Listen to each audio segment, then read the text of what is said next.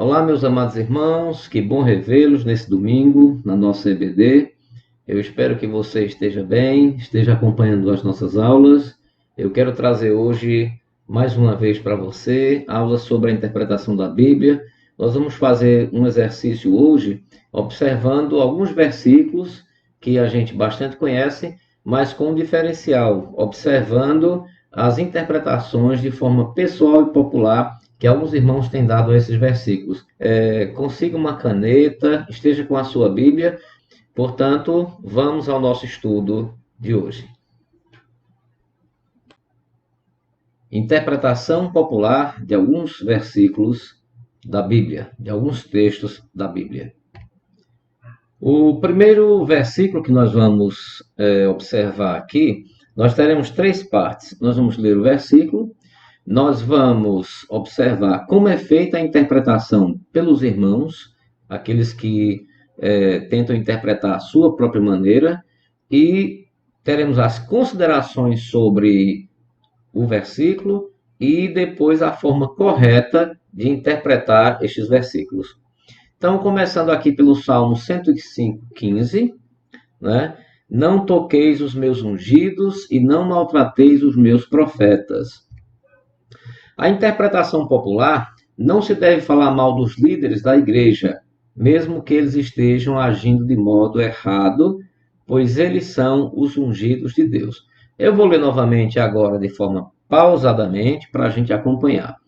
Não se deve falar mal dos líderes da igreja, mesmo que eles estejam agindo de modo errado, pois eles são os ungidos de Deus. Bom, uma questão eu poderia até não citar, mas infelizmente eu vou ter que citar. Eu já fui católico, né? Antes de me converter a Cristo, de aceitar o Evangelho, e o que a gente observava era que tinha até uma brincadeira, em que alguns sacerdotes da Igreja Católica, por exemplo, que bebia cerveja e tinha alguns outros comportamentos, então brincava-se entre os grupos dizendo assim: faça o que eu digo, mas não faça o que eu faço. Então, surgia uma situação em que o sacerdote era santo, tudo que ele fizesse era intocável. Então, mesmo que ele cometesse algum pecado, ele não poderia ser julgado porque ele era o sacerdote. Em algumas igrejas também tem tido esse pensamento.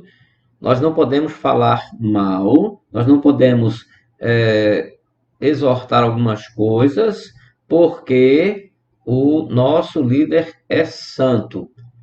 Agora, abrindo um parênteses, eu não estou dizendo com isso, dando uma brecha, que nós temos esse direito de julgar e falar dos nossos pastores. Não é esse o objetivo.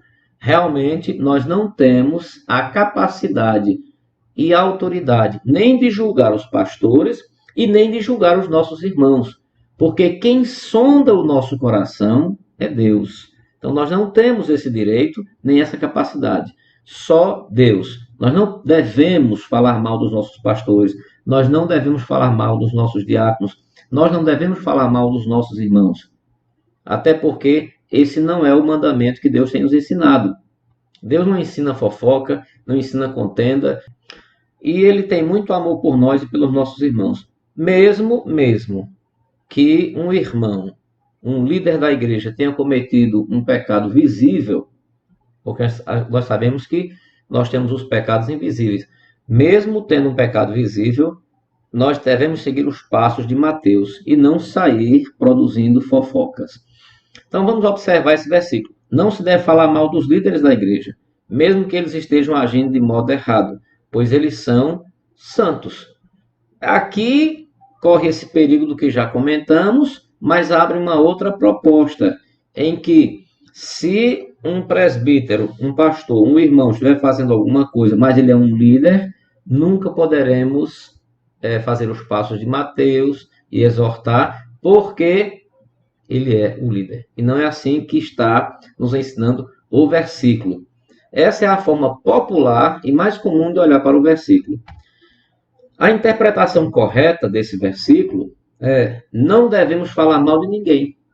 Seja um líder da igreja, um membro comum, pois todos os crentes são ungidos por Deus, e a Bíblia nos proíbe de ficar falando mal dos irmãos.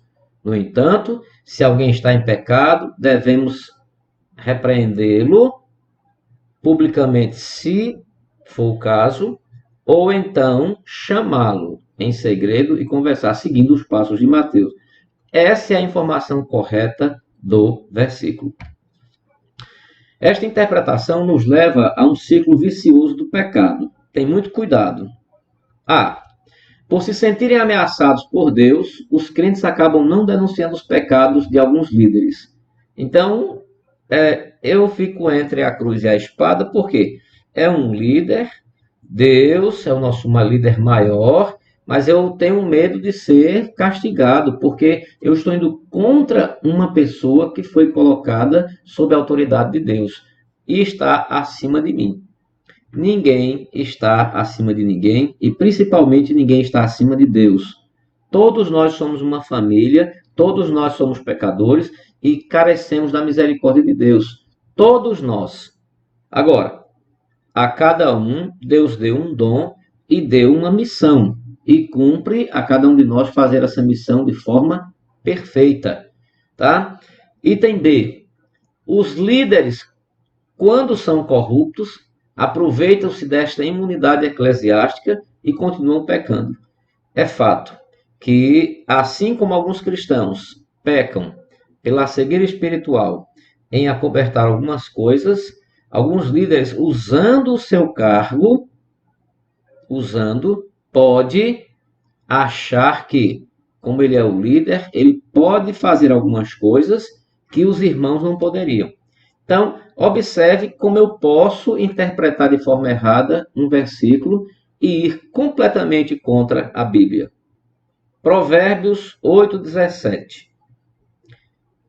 Eu amo os que me amam, e os que de madrugada me buscam, me acharão. Vamos observar esse versículo aqui, que eu amo os que me amam, e os que de madrugada me buscam, me acharão. Alguma interpretação errada aqui também poderia ser no sentido que nós temos um Deus egoísta. Aqui nós precisamos ter cuidado, porque senão é um Deus egoísta. Eu amo os que me amam. Então eu só vou amar aqueles que me amam. E não é isso que o versículo quer dizer. Isso não é o ensinamento de Provérbios. E também os que de madrugada me buscam, me acharão, né? E quer dizer, então, que se durante o dia eu buscar a Deus, eu não vou encontrá-lo, porque eu só vou encontrar a Deus de madrugada. Talvez alguns pensem que é porque é mais calmo, mais tranquilo, não está naquela loucura do trabalho. Não há nenhuma informação coerente nesta situação. A interpretação popular tem sido o seguinte: os que oram de madrugada acharão a Deus. Assim, os que oram pela manhã, os que oram à tarde. Nós tivemos agora 24 horas de oração, então só vai ser abençoado, ou Deus só vai ouvir as orações daqueles irmãos que estiveram escolhendo aquele horário da madrugada, porque os outros não serão abençoados, as suas orações não serão ouvidas. Não é verdade. O capítulo 8 de Provérbios fala da sabedoria, e a interpretação correta está com base no seguinte: logo, os que buscam a sabedoria de madrugada, isto é, os que estudam até tarde ou acordam cedo para estudar, a acharão. Logo, os que buscam a sabedoria de madrugada, isto é, os que estudam até tarde. Tem um ditado interessante, que é no jargão secular, dizendo assim: Deus ajuda a quem cedo madruga. A ideia é que a gente fala assim, que Deus vai ajudar só as pessoas que acordam cedo. E uma pessoa que trabalha à tarde e noite, que tem que dormir pela manhã para chegar no trabalho, não vai ser abençoado? É o mesmo caso. A interpretação ela não pode ser literal e fixa. Nós devemos entender o que Deus quer falar para nós. Isso já foi tratado em um outro estudo. Então, nós observamos que a ideia aqui é dizer que os que oram de madrugada acharão a Deus, significa dizer aquele que ora constantemente, inclusive o dia, e que vai se estender de madrugada. Alguns de nós quer meia hora de oração ou quer 15 minutos de culto, porque é cansativo, né? A gente acha tudo que vai exigir de nós alguma coisa referente a Deus é cansativo. Então isso é complicado. Mas a perseverança na oração, o que está falando aqui em Provérbios, é aquele que busca a sabedoria constantemente, aquele que começa lendo e vai até tarde, né? Ou acorda cedo para fazer isso, né? Fazer o devocional. Tem pessoas que só conseguem fazer o devocional à noite, acham mais tranquilo. Há irmãos que só conseguem fazer o devocional de madrugada, de manhã, que é mais calmo, e ele vai se preparando para o dia com a oração, que também seria o correto, mas é porque é uma questão de afinidade e um momento em que você tem que entrar em sintonia com Deus. Então, naquele momento, seja manhã, tarde ou noite, que você vai encontrar uma sintonia com Deus, aí sim, esse é o momento da oração. É o momento. Mas lembre-se, não existe um horário específico. Aqui fala que a busca da sabedoria é constante. Por isso que na palavra de Deus, o que está escrito? Vigiai e orai. Nós devemos fazer isso o tempo todo. Oséias, capítulo 6, 6. Misericórdia quero e não sacrifício. A misericórdia quero e não sacrifício, nós podemos entender o seguinte, que as pessoas vão se prender a essa palavra aqui, sacrifício. E então, como é que eles interpretam de forma errada? Na interpretação popular, a palavra sacrifício tem sido interpretada como esforço. Lamentavelmente, muitos crentes têm usado esse versículo para se safar de algum trabalho na igreja que eles sentem que vai requerer deles um grande esforço pessoal. Olha, Deus não quer sacrifício, dizem eles. Aí a coisa funciona assim. É fato que, com a morte de Cristo na cruz, o sacrifício que Cristo fez na cruz por nós, existe uma ordenança. Basta crer. Basta crer. Agora, crer no sacrifício que ele fez não significa dizer que nós vamos ficar deitados numa rede e daqui para frente Deus vai cuidar de tudo na nossa vida. Mas Deus nos deu o talento, Deus nos deu a capacidade, nos deu a missão de evangelizar, nos deu a missão de trabalhar na obra. Então, como é que eu vou ficar deitado? Porque eu vou obedecer aqui, ó. Deus não quer sacrifício. Não é isso que o versículo está dizendo. Nós precisamos compreender que o sacrifício é uma dedicação pessoal, é um comprometimento total da pessoa com Cristo. Isto é o sacrifício. Agora, realmente, Deus não quer sacrifício de nós de forma errada. Vamos imaginar o seguinte. Eu tive um problema na perna e eu vou fazer um sacrifício para que Deus me ajude. Então, eu vou pagar uma promessa, eu vou carregar uma pedra nos ombros durante 70 quilômetros de joelho. Porque dessa forma Deus vai perceber, vai ter pena de mim, vai ter piedade e vai resolver o meu problema. Esse tipo de sacrifício Deus não quer. Primeiro, ele é fingido. Ele é sem sabedoria. É uma cegueira espiritual e sim, Deus já pagou, já fez o sacrifício na cruz. Então, Deus não quer esse tipo de sacrifício. Agora, Deus não quer pessoas preguiçosas. Deus não quer pessoas que não estão se importando com a palavra. Deus não quer pessoas que ficam observando os irmãos produzindo na obra e o outro sentado. Ah, mas eu sou um cristão, eu vou à igreja, eu leio a minha Bíblia, eu estou todos os cultos ali. Isso não é suficiente. Deus quer o seu coração na obra, Deus quer a sua participação. Então, Deus quer sacrifício, sim. Nós precisamos sacrificar o nosso tempo e a nossa vida a Deus. E a palavra sacrifício aqui não é esforço. Vamos trocar a palavra sacrifício por adoração. Então, nesse momento, entender que sacrifício é adoração, Deus quer o nosso sacrifício, a nossa adoração. Algumas considerações. Os sacrifícios citados nesse texto referiam-se à oferenda de animais no templo, conforme prescrito na lei de Moisés, e não tem nada a ver com a ideia de esforço. B. Nesta declaração de Deus não estava acabando com os sacrifícios. Isso só viria a acontecer quando a morte de Cristo, o sacrifício perfeito e definitivo, que ele aceitou por nós. C. Neste versículo, Deus estava dizendo para o povo que não adiantava ficar oferecendo um monte de sacrifícios no templo e ao mesmo tempo estar vivendo em pecado. Sim. Então veja bem, eu vou levar meu sacrifício até a igreja. Eu estou sendo um publicano, eu estou levando para mostrar que estou sacrificando. Mas o meu coração, as minhas atitudes não condizem com esse comportamento.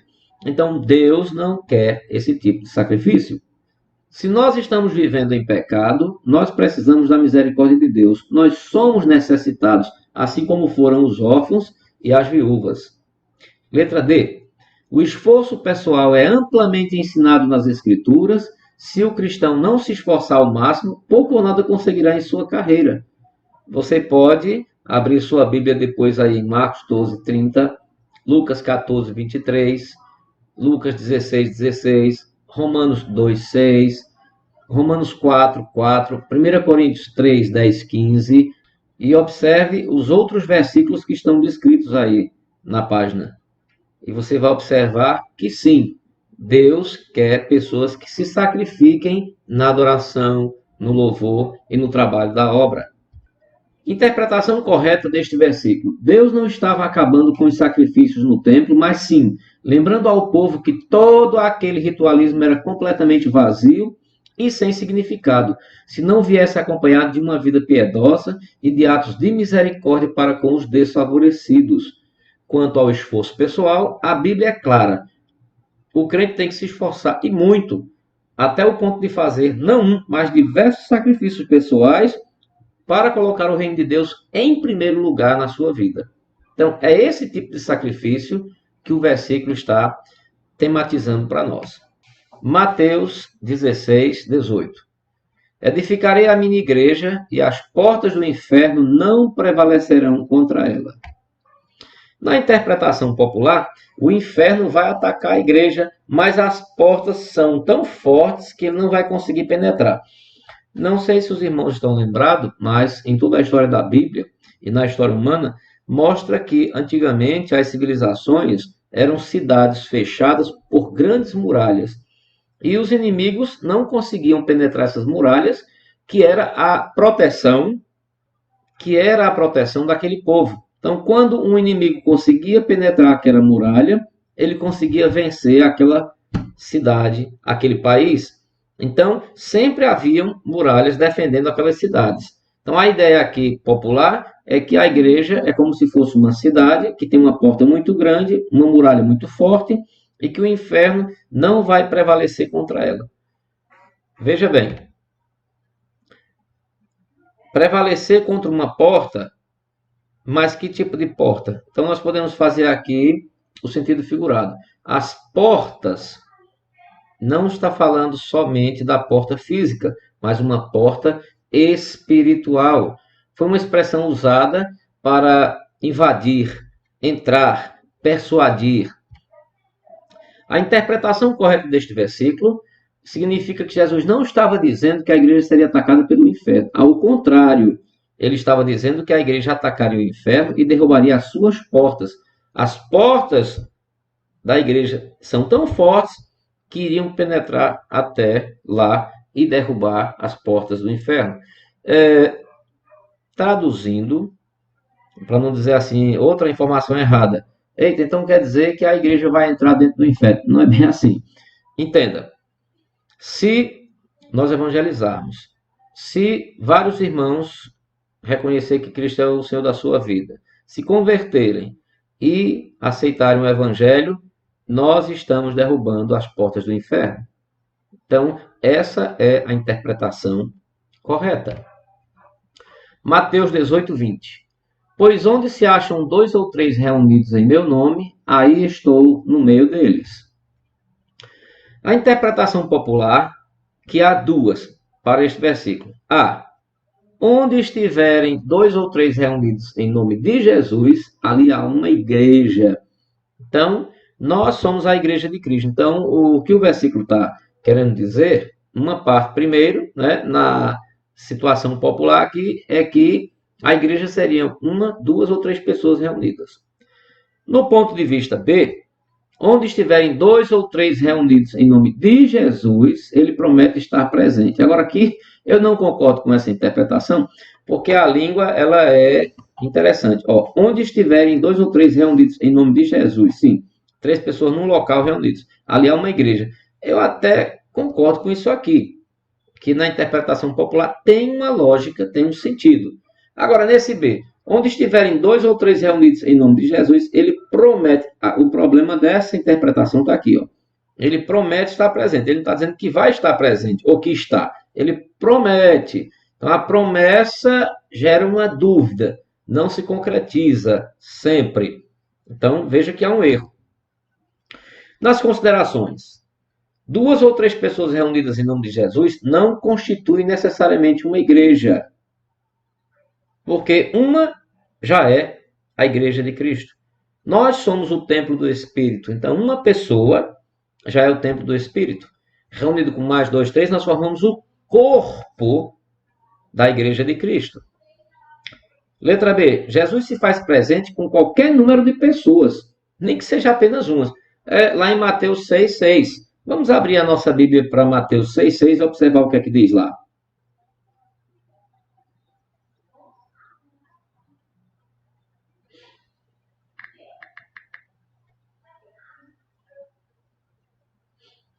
Abriram a Bíblia? Vamos lá. Mateus capítulo 6, verso 6. Mas tu, quando orares, entra no teu aposento, ou no teu quarto, e fechando a tua porta, ora a teu pai que está em secreto. E teu pai que vê em secreto te recompensará publicamente. Então, necessariamente, não precisa ter duas ou três pessoas. Não é um clube. A igreja não é um clube que tem que estar rodeado de pessoas. Lógico, a igreja é formada por pessoas, é formada pela família de Cristo. Mas não significa dizer que Deus só vai estar presente se tiver duas ou mais. Então, esse é um erro que geralmente se comete. Uma pessoa que está em comunhão com Deus já é suficiente para Deus estar com ele. Depende do coração. Interpretação correta. Em Mateus 18, 15 a 20, Jesus tão somente está nos ensinamentos como devemos executar a disciplina eclesiástica. As duas ou três pessoas que fala o texto são as testemunhas que ele exige ou elege para a validação de um caso disciplinar. Então, citado no versículo 16, né? Em Mateus 15, 20. Então, de 15 a 20, vamos abrir a palavra do Senhor para entender o que esse versículo está dizendo. Mateus 18, verso 16. Abriu a sua Bíblia? Vamos lá? Mas se não te ouvir, no caso aqui, os passos de Mateus. Mas se não te ouvir, leva ainda contigo um ou dois, para que pela boca de duas ou três testemunhas toda a palavra seja confirmada. Então, observe que aqui há uma situação em que há uma necessidade de duas ou três pessoas estarem reunidas, mas depende do momento e não o que foi interpretado em que, se tiver somente duas ou três pessoas, é que Cristo está ali com ele. Não é verdade. Atos 16, 31. Responderam eles: crê no Senhor Jesus e serás salvo, tu e tua casa. Na interpretação popular, é tida como uma promessa aos que creem em Jesus: tu e tua casa serão salvos. Vamos ver as considerações. Observe que há uma vírgula antes de tu e tua casa. Tu e tua casa serão salvos. Voltando aqui no anterior. Crê no Senhor Jesus e serás salvo, vírgula, tu e tua casa. Quando isso acontece, eu quero lembrar para vocês o seguinte: existe uma inversão na língua portuguesa em que eu posso colocar o sujeito, verbo, complemento, formando a frase na ordem direta. Isso aqui é chamado de forma inversa da sintaxe. Nós podemos começar a frase pelo fim e terminar pelo início. Então, às vezes, quando tem esta vírgula, significa dizer que esse é o sujeito e o restante aqui é o predicado. Então, o sujeito e o restante é a informação que se fala sobre ele. Então, observando essa vírgula, o jeito mais fácil de ler seria trocar, colocar o sujeito na frente e o que se refere a ele depois. Então vamos ver como é que a frase fica. Responderam eles: Tu e a tua casa crê no Senhor Jesus e serás salvo. Então, observando aqui que eles observam no final, dá a entender que o início da frase é o ponto-chave e não tu e tua casa. Agora, uma outra coisa importante, nós precisamos ter uma situação aqui de cuidado. Tu e tua casa pode ser restritivo. Então, os seus familiares não entram, os seus parentes não entram, só tu, né? Logo, não se trata de uma promessa, mas sim de uma orientação. Então, está orientando o quê? Se você e seus familiares, a tua casa aí, é o mais importante. Então, vamos voltar aqui e ver. Tu e tua casa. Isso aqui não está se referindo a um caso restritivo daquela família, mas sim da família como um todo.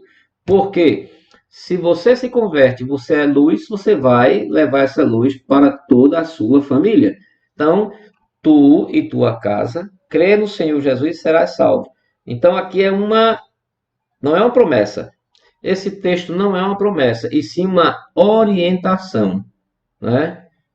Porque vamos imaginar uma outra orientação. Se creres e fores batizado, serás salvo. Então, quer dizer que um irmãozinho só vai ser salvo se ele acreditar e se for batizado. E se faltar um desses dois? Se ele crer e não for batizado, ele não está salvo? Ele aceitou a Jesus, mas não foi batizado ainda. Então ele não está salvo. Agora, o batismo é uma representação pública de aceitação a Cristo, mas não é o ponto final. Ele é o complemento. Então, se creres e fores batizado, tá? Então, mesmo caso aqui, tu e tua casa, não significa que é tu, mas tu e tua família. Então, essa seria a informação correta. Logo, se trata de uma orientação para todos. 2 Coríntios 6,14. Não vos prendais a um jugo desigual com os infiéis. Aqui tem muitas coisas que envolve aqui, mas o que tem chamado a atenção de alguns irmãos é que eles têm voltado só para relacionamentos. E na realidade esse versículo ele vai tratar de relacionamentos. Agora, vamos dar uma observada. Um crente não deve se casar com uma pessoa não crente, porque a Bíblia ensina que a luz e as trevas não combinam. Mas será que esse versículo é só para uma pessoa que vai casar? E aquelas pessoas que têm relacionamentos com pessoas não crentes, negócios ou qualquer outro tipo de situação, será que não é para eles este versículo? Voltando, não vos prendais a um jugo desigual com os infiéis. Então, aqui não está falando de casamento, de matrimônio, de bodas. Está falando que você não deve se prender. Vamos novamente aqui fazer a inversão do versículo que dá certo. Ó. Não vos prendais com os infiéis a um jugo desigual. Talvez se colocasse uma vírgula aqui e outra aqui, ficaria mais tranquilo para entender. Então, colocando uma vírgula aqui, porque aí jogaria isso para o final da frase e ficaria assim. Não vos prendais aos infiéis, né, num jugo desigual. Então, fica mais claro, porque aqui não deixou essa clareza muito grande. Então, não fala de casamento. Em 2 Coríntios 6, 14, 18, fala sobre a sociedade como um todo, né? Observando a justiça com a injustiça, a luz e as trevas. Então, nós temos aqui uma situação em que envolve todas as pessoas, ok? E essa dualidade, luz e trevas. A interpretação correta é: a Bíblia proíbe todo e qualquer tipo de sociedade entre fiéis e infiéis. Casamento, empresa, negócios, sociedades ou qualquer outra coisa que seja entre um cristão e um não cristão. Então, até o nosso próximo estudo, né? E que Deus nos abençoe.